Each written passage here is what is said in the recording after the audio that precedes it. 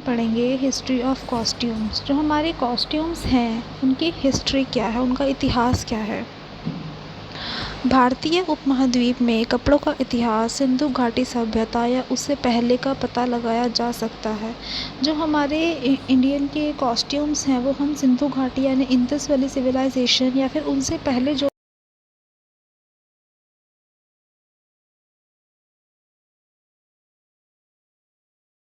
रूप से विकसित कॉटन से बने कपड़े पहने थे। इंडियंस ने उस टाइम पर जो मेनली जो उन लोगों ने कपड़े पहने थे वो उनके कॉटन से बने हुए थे। भारत उन पहली जगहों में से एक था जहाँ कपास की खेती की जाती थी और हड़प्पा काल के दौरान 2500 ईसा पूर्व के रूप में भी इसका इस्तेमाल किया जाता था।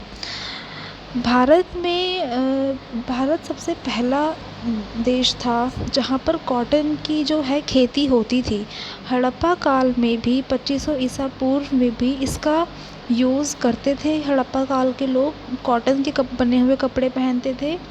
प्राचीन भारतीय कपड़ों के अवशेष सिंधु घाटी सभ्यता, रॉक कट की मूर्तियाँ, गुफा चित्रों और मंदिरों और स्मारकों में पाए जाने वाले मानव कला के रूपों के पास स्थलों से खोजी गई मूर्तियों में पाए जा सकते हैं। जो हमारे इंडियन कॉस्ट्यूम्स हैं उनकी जो हिस्ट्री है हम उनको जो सिंधु घाटी सभ्यता के अवशेष हैं, जो हमारे रॉक कट की मूर्तियाँ हैं, जो हमारे जो गुफा हैं, जो हमारे एंशियंट केव्स हैं, उनके अंदर जो चित्रकला की गई है, हमारे मंदिरों में और स्मारकों में जो चित्रकला हुई है, उनसे हम उस टाइम के कॉस्ट्यूम्स का पता लगा सकते हैं। ये शास्त्र मानव पहने हुए कपड़े के आंकड़े देखते हैं जिन्हें शरीर के चारों ओर लपेटा जा सकता है। ये जितने भी जो ऊपर दिए गए हैं रॉक कट मूर्तियाँ, गुफा चित्र, इन सब से जो है उस टाइम का पहनावा देखते हैं कि उस टाइम के जो कॉस्ट्यूम्स होते थे वो ज़्यादातर आपकी बॉडी के अराउंड उनको ड्रेप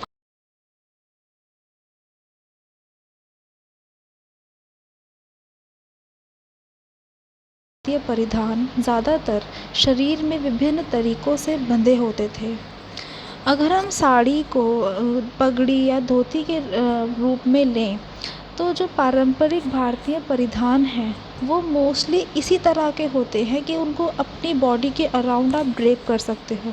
साड़ी को भी आप अपनी बॉडी के अराउंड मतलब लपेटते हो अपनी बॉडी के ऊपर, पगड़ी को आप अपने सर के ऊपर लपेटते हो, धोती को भी आप जो है नीचे लपेटते ही हो। तो ये जो भारतीय कॉस्ट्यूम्स हैं, हिस्टोरिकल जो कॉस्ट्यूम्स हैं इंडियन, वो सब जो है आपकी बॉडी के अराउंड ड्रेप होते थे। Study of Indian costumes during different periods. अब हम पढ़ेंगे जो इंडियन कॉस्ट्यूम्स हैं अलग अलग पीरियड्स में कैसे कैसे होते थे। सबसे पहले आपका आता है इंडस वैली सिविलाइजेशन। भारत में टेक्सटाइल प्रोडक्शन का सबसे पहला साक्ष्य इंडस वैली से आता है, जहां मोहनजोदाड़ो और हड़प्पा के दो शहरों के आसपास केंद्रित एक पूरी शहरी सभ्यता 2500 और 2000 ईसा पूर्व के बीच संपन्न हुई। भारत में सबसे पहला जो टेक्सटाइल प्रोडक्शन का प्रूफ मिलता है वो मिलता है सिंधु घाटी से यानी इंडस वैली से। सिंधु घाटी में मोहनजोदाड़ो और हड़प्पा ये दो शहर आसपास बसे हुए थे। इनकी जो पॉपुलेशन थी वो अराउंड 5 लाख के करीब इनकी पॉपुलेशन थी। ये पूरे बसे हुए शहर थे। 2500 से 2000 ईसा पूर्व इतने टाइम पहले के ये शहर थे।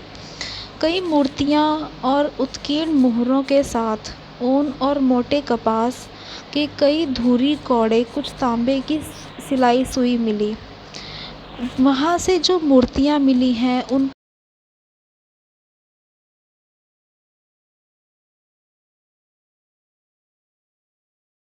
तांबे की सुइयाँ भी मिली हैं प्रूफ में। पुरुषों ने अपनी कमर पर लपेटा हुआ एक लंबा कपड़ा पहना और इसे पीठ पर बांधा। मेल की जो कॉस्ट्यूम हुई है इंडस वैली सिविलाइजेशन के दौरान उसमें पुरुषों ने एक कपड़ा जो है अपने कमर पर लपेटा हुआ था और उसको पीठ पर बांधा हुआ था। एक तरह से उसको आप धोती की तरह कह सकते हो कि उसको आगे लपेट कर और उन्हें पीछे उन्होंने बांधा हुआ था, धोती की तरह उन लोगों ने पहना हुआ था।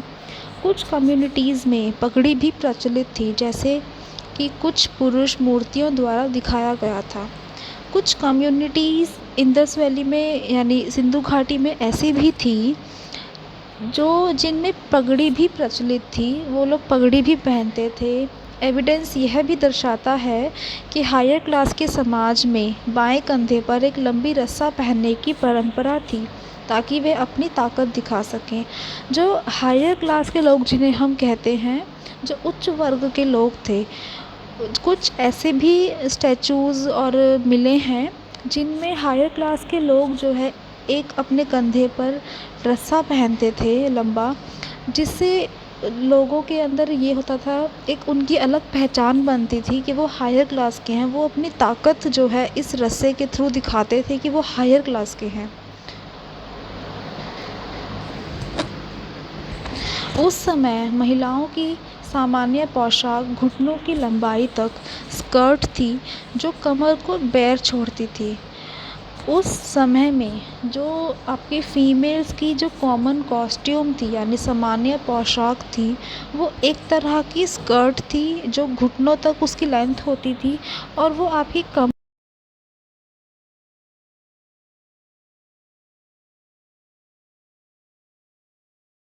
पहने जाते थे। जो महिलाएं थी वो कुछ कॉटन से आपके हेड ड्रेस भी पहनती थी, मतलब एक तरह की आप ये लगा आप कह सकते हो कि फीमेल पगड़ी, इस तरह से आप कह सकते हो कि कॉटन से बने हेड ड्रेस भी महिलाओं द्वारा पहने जाते थे। महिलाओं ने लंबे स्कर्ट भी पहने थे, उनके ऊपरी शरीर पर टाइट ट्यूनिंग भी होती थी। कुछ महिलाएं ऐसी भी थी जिन्होंने लंबी स्कर्ट पहने थे और वो ऊपर एक बहुत टाइट ट्यूनिक पहनते थे। ट्यूनिक आपका एक तरह का कुर्ता ही होता है। दिल्ली नेशनल म्यूज़ियम से आई देवी की प्रतिमा के बारे में पता चलता है कि महिलाएं टॉप जैसी मसलिन पहनती थी और जो स्कर्ट के रूप में पहने जाने वाले थिकर गारमेंट की विपरीत पतली होती थी। यह परिधान लिनन हो सकता था। दिल्ली म्यूज़ियम में कुछ हड़प्पा काल के या मोहनजोदड़ो के सिंधु घाटी के कुछ स्टैचूज़ हैं। वहाँ से जो भी स्टैचूज़ हैं उनसे ये मालूम होता है कि जो उस समय की देवी थी, वहाँ पर देवी को वो ज़्यादा पूजते थे। तो देवी की जो प्रतिमा आई है उससे ये मालूम होता है कि महिलाओं के जो टॉप होते थे वो मसलिन यानी मलमल के फैब्रिक के टॉप होते थे और उनके स्कर्ट के जो फैब्रिक होते थे वो मोटे होते थे। तो यहाँ पर जो लिखा हुआ है यही है कि स्कर्ट के रूप में पहने जाने वाले थिकर गारमेंट के विपरीत पतले होते थे, यानी टॉप का जो आपका फैब्रिक है वो पतला होता था, मसलिन पतला होता था और स्कर्ट का जो फैब्रिक है वो मोटा होता था। यह परिधान लिनन भी हो सकता था, जो परिधान है वो लिनन भी हो सकता था, यानी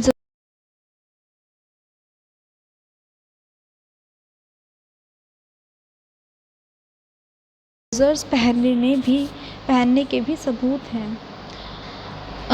वेस्ट बैंड भी डालते थे वो लोग, वेस्ट बैंड यानी कमर पर जो लपेटते हैं, एक तरह की बेल्ट। वेस्ट बैंड के साथ जो पुरुष होते थे वो एक तरह का ट्राउज़र्स भी पहनते थे। कुछ ऐसे भी स्टैचूज़ मिले हैं जिसमें पुरुषों ने ट्राउज़र पहने हुए हैं। देवी माँ की प्रतिमाओं में महिलाओं को भारी झुमके पहने हुए दिखाया गया है। जो वहाँ की देवी माँ की प्रतिमाएं मिली हैं उसमें उन लोगों ने कुछ बहुत हैवी इयररिंग्स भी पहने हुए हैं जो भारत के हिस्टोरिक पीरियड में भी बहुत कॉमन थे। जो हमारे इंडिया की जितने भी हिस्ट्री हैं, आप कोई भी आप वैदिक पीरियड ले लो, यानी कि देवी देवताओं का जो काल जिसे हम कहते हैं, उस ज़माने में भी और जितना भी इंडिया का हिस्ट्री है उन सब में महिलाओं को भारी झुमके हम हर जगह देख सकते हैं। और भारी हार के साथ चित्रण भी करते थे, यानी जो उनके सेट्स होते थे, नेकलेस होते थे, वो भी बहुत हैवी होते थे। उसमें चित्रण करते थे, जेमस्टोन यानी रत्नों से चित्रण होता था, स्वर्ण का चित्रण होता था, सिल्वर का चित्रण होता था। महिला मूर्तियों और टेराकोटा कला और एक नृत्य लड़की की तरह मूर्तियाँ लंबे बालों को दर्शाती हैं, जो शायद कपड़े में लटकी हुई और लिपटी हुई होती हैं। कुछ जो फीमेल मूर्तियाँ मिली हैं या कोई डांसिंग गर्ल की जो मूर्तियाँ मिली हैं, उनमें उन लोगों के जो बाल होते थे महिलाओं के, वो बहुत लंबे होते थे, जिनको वो लोग अपने कपड़ों में लपेटते थे। आम तौर पर इस्तेमाल किए जाने वाले कपड़े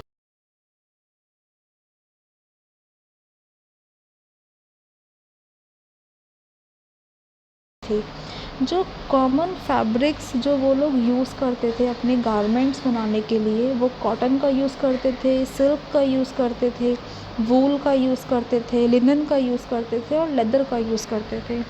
रंगीन कपड़े के एक टुकड़ा सबूतों के टुकड़ों में उपलब्ध होता है, जो कि लाल रंग से रंगे होते हैं, जो बताते हैं कि हड़प्पा सिविलाइजेशन में लोग अपने सूती कपड़ों को एक सीमा के साथ रंगते भी थे।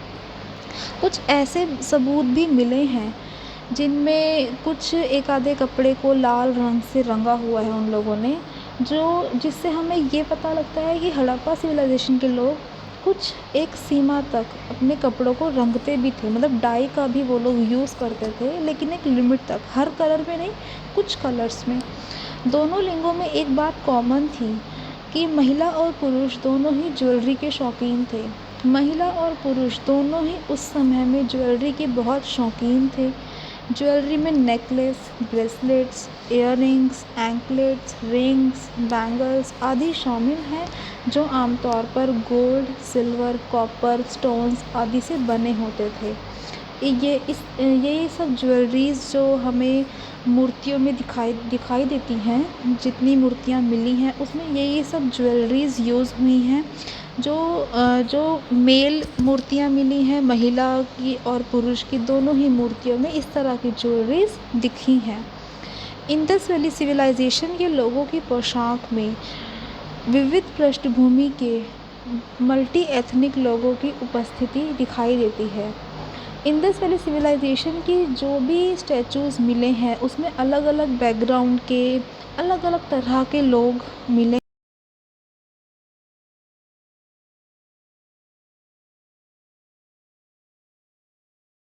नेकलेस और भारतीय उपमहाद्वीप के पड़ोसी क्षेत्रों की अन्य कई शैलियाँ प्रमुख हैं। अलग अलग तरह के लोग होते थे वहाँ पर, अलग अलग बैकग्राउंड्स के होते थे इंडस वैली में। तो प्रूफ में जो हमें मिला है वो उदाहरण आप ऐसे ले सकते हो कि कुछ जो आपकी ज्वेलरीज़ मिली हैं, जो पंजाबी स्टाइल पगड़ी भी मिली है उन प्रूफ में, या फिर राजस्थानी स्टाइल बैंगल्स मिले हैं, नेकलेस मिले हैं, क्योंकि राजस्थान के बैंगल्स नेकलेस बहुत हेवी मोटे होते हैं। इस तरह के वहाँ पे ज्वेलरीज़ भी मिली हैं। और जो इंडिया उपमहाद्वीप के जो नेबर क्षेत्र हैं, नेबर एरियाज़ हैं, वहाँ की भी कुछ शैलियाँ मिली हैं प्रूफ में, तो वहाँ की भी शैलियाँ प्रमुख हैं। ये आपकी कुछ जो स्टैचूज़ मिले हैं इंडस वैली के प्रूफ में, ये वो हैं। जैसे फ़र्स्ट जो आपकी फ़िगर है उसमें हैवी इयररिंग्स डाले हुए हैं, इतने बड़े इसमें इयररिंग्स आप देख सकते हो। एक और जो फ़िगर मिली है उसमें नेकलेस आपका, इसका बहुत बड़ा नेकलेस डाला हुआ है। जो सेंटर में इमेज है इसमें एक टाइट फिटेड ट्यूनिक यानी कुर्ता जैसा कुछ पहना हुआ है। शॉर्ट स्कर्ट, नी लेंथ की इसने स्कर्ट पहनी हुई है, घुटने तक की, वेस्ट बैंड भी पहना हुआ है और नीचे ट्राउज़र भी पहना हुआ है। ये डांसिंग गर्ल की स्टैचू है जिसने एक हाथ में बहुत सारे बैंगल्स डाले हुए हैं। ऊपर थोड़े से मोटे बैंगल्स हैं, एल्बो के ऊपर थोड़े मोटे बैंगल्स हैं और एल्बो के नीचे थोड़े से पतले बैंगल्स हैं।